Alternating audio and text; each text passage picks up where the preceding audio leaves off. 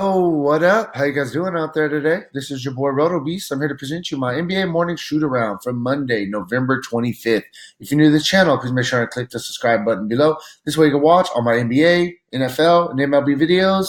If you haven't come and checked out our website here at dfscheatsheet.com, you're absolutely missing out. We have all the tools to help you compete with the pros day in and day out, including a complete optimizer, tons of content, daily Fanduel and Draftkings cash lineups. Hey, we're truly a one-stop shop for all your DFS needs. So make sure to check out the site here at dfscheatsheet.com. So we got a big slate today. There's some injuries that we're waiting on, some stuff we already kind of know. Today should be a pretty fun slate. Definitely a lot of money out there to be made. So let's jump into it real quick. Before we do, though, if you guys don't mind, please take that quick second, click the like button down below. Helps me out. Really appreciate that from you guys. And yeah, let's go. So we'll start at point guard. We have some injuries at the point guard spot. I definitely think there's some value, some good value plays out there. We'll start at the top though. A couple guys, if you do want to pay up, I think you could definitely pay up for a guy like Trae Young. Going against Minnesota, you can pay up for Damian Lillard going against a young Chicago team. That game should be pretty up and down. So I definitely think that if you want to pay up, you can start, like I said, with Trae Young and Lillard. For me, they're both a little bit more GPP plays. There's some definite value here that I want to take advantage of at the point guard spot. So, we'll just kind of work our way down. We'll start going through it. First thing first, somebody that I think we can look at, I think we'll start with Marcus Smart and Jeff Teague. They're right there about the same price. Marcus Smart's looking like Kemba Walker's going to be out. He is listed as doubtful. So, I definitely think this is an uptick for Marcus Smart. He's going to get some point guard duties. He's already a guy that plays, a decent amount of minutes, and he always is the main guy that gets a bump when somebody's out. They like him on the floor. So 6,400 going against Sacramento, I think a Marcus Smart is a really, really good play, especially if he's going to get the starting role at the point guard spot, which I possibly think is very, very possible. I like Marcus Smart. I also like Jeff Teague at 6,100 going against Atlanta. It should be a very up-tempo game, back and forth, him going against Trae Young, them just kind of attacking each other. So I like Jeff Teague. I definitely think Jeff Teague is more of a GPP play versus Marcus Smart's a little bit more of a cash game play. Nonetheless, both guys in solid spots. Really like Marcus Smart today if Kemba does end up getting rolled out. Just want to make that very, very clear. Then we got a couple more guys. A guy like in the mid tier. I think we can look at Markelle Fultz at 5,000. The guys, I wish he was playing a little bit more minutes. Don't get me wrong. I wish he was minutes for, low 30s, etc. He's playing around, 25, 26 minutes a game. The most minutes that he's played all year last game of 28 minutes, though. Definitely filled up the stat sheet, does a little bit of everything. GPP play for me just because, like I said, the minutes aren't necessarily there. But he is a guy that I do like on today's slate, somebody that we can really consider. Then, we'll go to the value guy. I think this guy's probably going to be pretty high owned. If Kemba Walker does end up getting ruled out, you got Brad Wanamaker. His minutes have already been up the past 3 games. He's playing 29, 27, 26 minutes, and he does a little bit of everything. He fills up the stat sheet a little bit, plays a little bit of defense. He's a guy that, like I said, if Walker ends up being out, you can definitely go with Brad Wanamaker. And there's a point to be made where you can even go Marcus Smart, Wanamaker in your point guard spots and just kind of move on. If Kemba's out, there's going to be that kind of there's going to be those kind of minutes left on the board for these couple Celtics guys, and I think those two are the biggest beneficiaries. Moving on, we're going to go to shooting guard. There's a couple of spots we could pay up for. Definitely spots we could pay down. A couple of guys I'll start with. Me personally, I'm going to start with Spencer Dinwiddie. With Kyrie being out, Dinwiddie's been the one that's kind of filled that void. The minutes have definitely been up, and the production has really, really been there. Spencer Dinwiddie's been a guy the past couple of years. Whenever he got the opportunity, the guy definitely performed. He scored at least 20 points in 5 straight games. Getting you 7, 8 assists, couple rebounds, couple steals.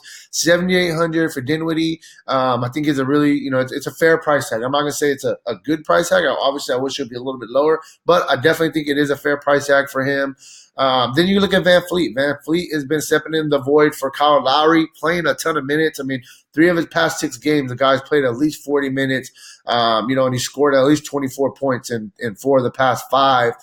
So he's scoring the ball well, giving you a solid floor, plus dishing out some dimes, etc. He's a really good defender, so he gets you some steals, basically at least 1 a game. And he definitely has some upside. You see against Charlotte, he had 5 steals. The guy he's a good defender, man, is what it comes down to. I definitely think that Van Fleet and Spencer Dinwiddie, basically the same price. Both of them are very, very good plays with the opportunity they're kind of being put in right now. So I definitely like those guys. One more guy at 7,000. Nobody's going to own. I'll just quickly throw out there the GPP play. I definitely think Gilgeous-Alexander is a guy that you can look at against the Warriors. The minutes have been there.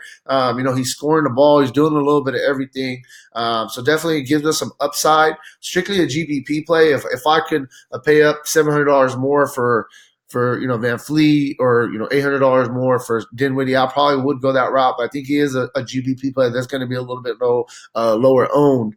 Then we'll go to some value, man. There's definitely some value out there.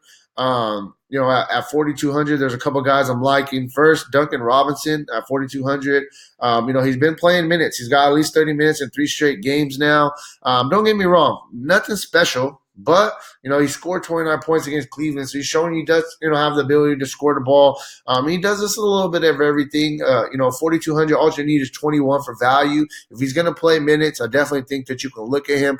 Obviously, probably a little bit more of a GPP play just because the production has been up and down. But he's a guy on the lower end we can look at. Same thing, Layson Galloway. I like him as well. He's a guy that we can really look at. In 3 of the past 4 games, he's played 37 minutes. I mean, it's crazy. He scored the ball very well against Charlotte. Probably a little bit more of a GPP play as well, just like Robinson.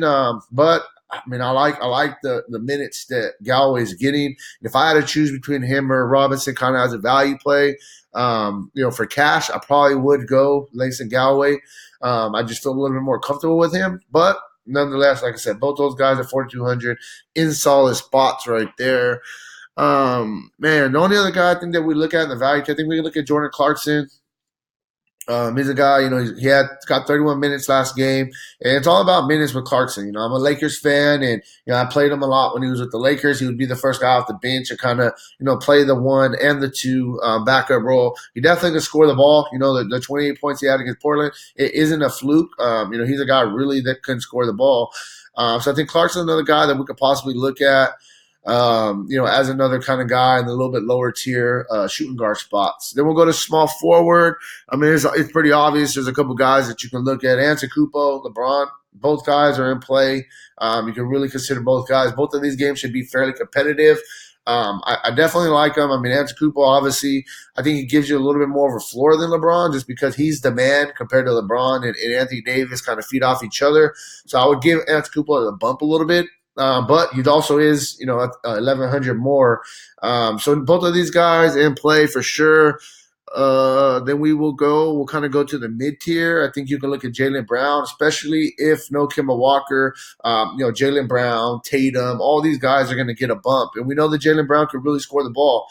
He's definitely shown us that this year kind of grown in that aspect. 7,100, you need 35 for value. Think he's going to play the minutes, and I think the opportunity will be there with no Kemba Walker. So I think that Jaylen Brown is in a really, really good spot here against Sacramento. Jonathan Isaac at 7,000. He's probably a little bit more of the GPP version of Jaylen Brown. But, I mean, the guy's showing some massive upside, 47, 55 in the past 2 games. With no Gordon, with no Vucevic, you're asking this guy to step up and do more. And he's definitely been filling that void past couple games. I think he's a GPP play that you can look to kind of pivot away from Jaylen Brown. Probably be pretty low owned as well. A couple value guys I think we can look at. First I'll go with the mid-tier guy. I think that you can look at Danilo Gallinari against this Warrior team. 6,000, a very fair price tag. You need 30 for him to hit value. He's averaging 28 on the season. The minutes have been there too for the most part, playing right around 30 minutes. I think he's a really good mid-tier play. And then value-wise, I think a guy that we can look at on the lower tier of guys would be Cam Reddish. He is a game-time decision with the wrist injury, but it's looking like he's going to play. He's probable. I'm saying a hip injury, so my bad about that. Yeah, it's a wrist. Sorry, sprained left wrist. They got this messed up right here. But nonetheless, 4,100. If he's going to be in that starting role and he's going to play, 28 to 30 minutes, he's a guy. All you need is 20 for value. So I think that he would be a good play right there, kind of on the lower end. Power forward would go. There's a couple guys I already mentioned. You could just start at the top. Anthony Davis, anytime that he plays, he's a guy that we want to consider. I just don't know if I don't like paying up for LeBron and Anthony Davis at premium prices because they kind of take away from each other. But nonetheless, I mean, both guys are always basically going to be in play whenever they're on the slate because they do have that kind of upside. A couple guys I'm really going to start with that I like. I think you can look at Sabonis. Sabonis is he got the starting job this year, and he's been running with it. He's absolutely killing it, giving you a really solid floor.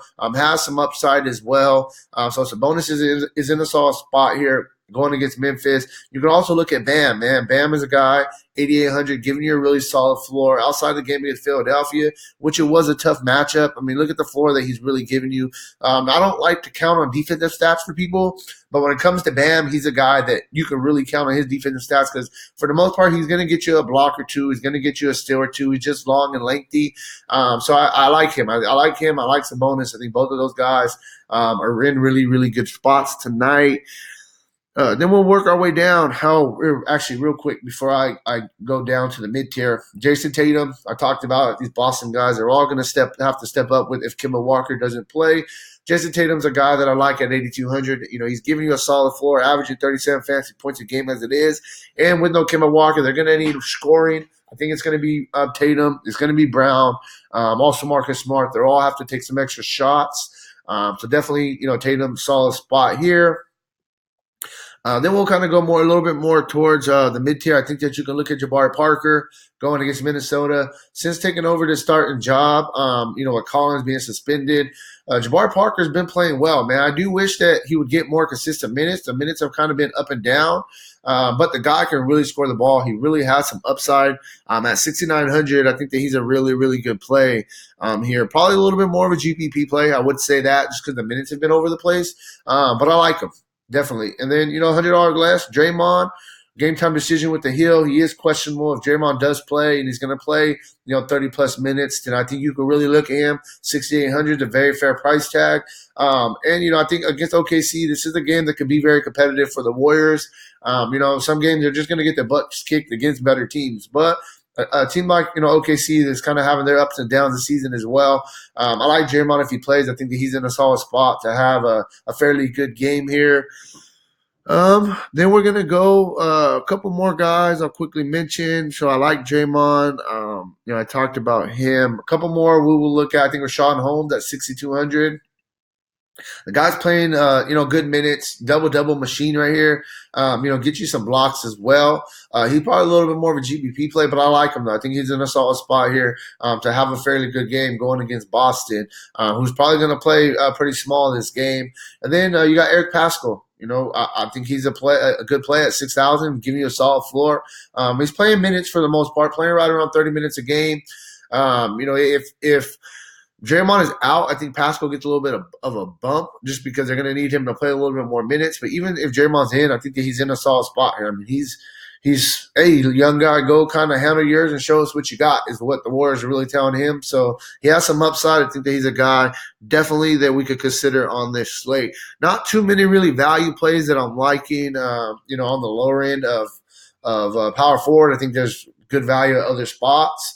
At the top, we'll go to center. I think that you could look at Karl-Anthony Towns going against Atlanta. I think this is a spot where he can definitely feast. Joel Embiid as well, going against Toronto. I think this is a pretty good spot for Joel Embiid. It's a fair price tag, a 10.2. He's giving you a pretty solid floor. So I think that Joel Embiid, he's a guy that if you want to pay up, you could definitely look to pay up for him. So we'll kind of go to the mid-tier. I think that you can look at Wendell Carter. Been playing very well.